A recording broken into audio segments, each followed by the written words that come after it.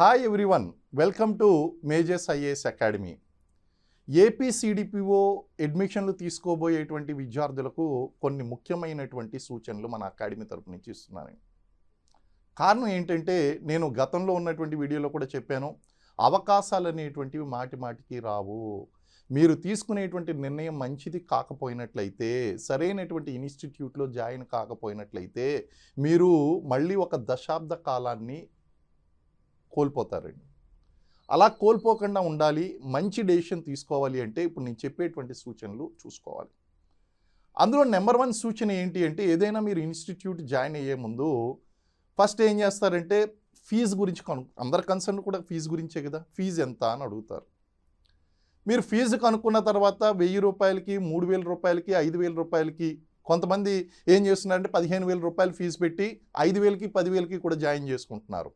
అటువంటి చోట్ల మీరు ఫీజు తక్కువ ఉంది కదా అని చెప్పేసి జాయిన్ అవుతున్నారు. కరెక్టేనమ్మా, ఫీజు తక్కువ ఉంది. మరి కోల్పోయినటువంటి అవకాశం, మరి అక్కడ క్వాలిటీ అనేటువంటి దొరుకుతుందా అంటే మీకు క్వాలిటీ దొరకడం లేదు. ఫీజు అనేటువంటిది 10,000, 15,000, 25,000 మీరు ఎప్పుడైనా సంపాదించుకోవచ్చు. కానీ కోల్పోయిన జీవితకాలం అవకాశం మళ్ళీ తిరిగి రాదు.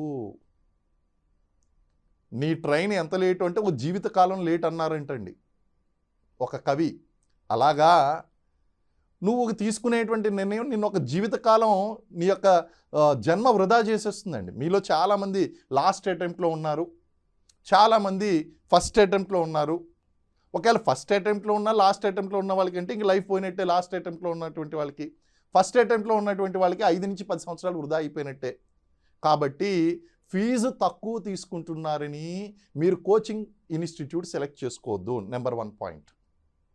నెంబర్ 2 పాయింట్ ఏంటి అంటే, అక్కడ ఫ్యాకల్టీలు ఎవరు అనేటువంటి విషయం మీరు స్పష్టంగా చూసుకోవాలండి.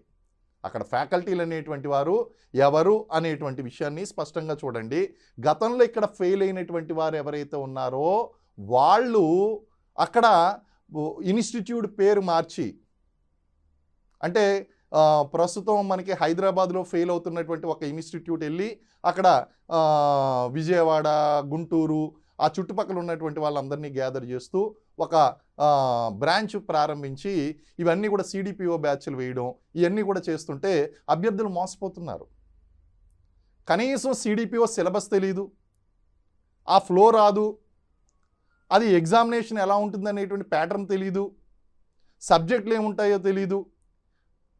ఇక్కడ మన సంస్థలు ఎలా ఉంటుందంటే స్వయంగా డైరెక్టరే బోధిస్తారు, స్వయంగా డైరెక్టరే క్లాసులు బోధించడం అనేటువంటి జరుగుతుంది. మరి ఆల్రెడీ సివిల్స్లోను, గ్రూప్ 1లోను బ్యాడ్ నేమ్ తెచ్చుకున్నటువంటి ఇన్స్టిట్యూట్లు ఇప్పుడు డబ్బులు వస్తాయి అనేటువంటి ఉద్దేశంతో, కమర్షియల్ దృక్పథంతో 5,000 వస్తాయి, 5,000, 10,000 వస్తాయి, 10,000 విద్యార్థులు మోసం చేయాలని మరి అడ్మిషన్లు తీసుకుంటే, అటువంటి చోట్ల మీరు అడ్మిషన్ తీసుకుంటే మోసపోతారు. కాబట్టి ఫ్యాకల్టీలు అనేటువంటి వాళ్ళు ఎవరు అనేటువంటిది స్పష్టంగా చూసుకోండి. నెంబర్ 3, ఈవెన్ సేమ్ మెటీరియల్ మీకు టీచ్ చేసినా ఎవరు కూడా సేమ్ టీచ్ చేయలేరు. ఇద్దరు ఫ్యాకల్టీలు ఒకే విధంగా బోధించలేరండి. ఇంపాక్ట్ ఆఫ్ టీచింగ్ ఇంపాక్ట్ అనేటువంటి చాలా ముఖ్యం. కొంతమంది బోధిస్తే బ్రెయిన్లో ఫిక్స్ అయిపోతుందండి, దాని ఇంపాక్ట్ చాలా ఎక్కువగా ఉంటుంది. టీచింగ్ క్యాపబిలిటీస్, చాలా స్కిల్స్ ఉంటాయి. పిల్లలకి ఏది అవసరమో దాన్నే చెప్తారు. కొంతమంది చెప్తే డబ్బాలో రాళ్ళు వేసినట్టు గలగలగలగలగ రోజుకి 10 వీడియోలు చేసినా అలాగే ఉంటాయి. సో ఇక్కడ మీరు చేయవలసింది ఏంటి అంటే, అక్కడ కావలసినటువంటి ఫ్యాకల్టీ ఎవరు బోధిస్తున్నారు, మీకు బ్రెయిన్లో ఫిక్స్ అవుతుందా లేదా, చెప్తున్నది మళ్ళీ ఒకసారి చదువుకుంటే సరిపోతుంది, మళ్ళీ దాన్ని మర్చిపోకుండా ఇంపాక్ట్ అయ్యేలా చెప్తున్నారు. అటువంటి ఫ్యాకల్టీ, ఇంపాక్ట్ అయ్యే విధంగా చెప్పేటువంటి ఫ్యాకల్టీలు ఉన్నారా లేదా అనేది చూసుకోండి. అండ్ డైరెక్టర్ ఇన్వాల్వ్మెంట్ స్వయంగా ఉండేటువంటిది ఉన్న వాళ్ళని చూసుకోండి. అంటే ఏదో జస్ట్ కోర్స్ వేసి ఏదో చీప్గా 2-3 ఫ్యాకల్టీలు తీసుకొచ్చేసి వాళ్ళకి డబ్బులు ఇచ్చి చెప్పిస్తే విద్యార్థులు అక్కడ బిజినెస్ చేస్తారు తప్ప విద్యార్థులు నాశనం అయిపోతారు. ఇలాంటి అంశాలన్నీ కూడా మీరు దృష్టిలో పెట్టుకొని మళ్ళీ అవకాశం రాదు.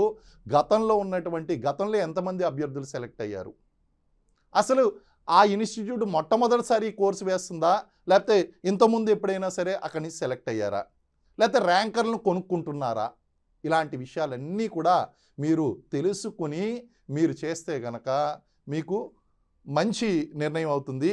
లేకపోతే ఈ అవకాశాన్ని వదులుకున్నటువంటి వాళ్ళు అవుతారు. కాబట్టి ఫీజు తక్కువని పొరపాటును కూడా జాయిన్ అవ్వద్దు.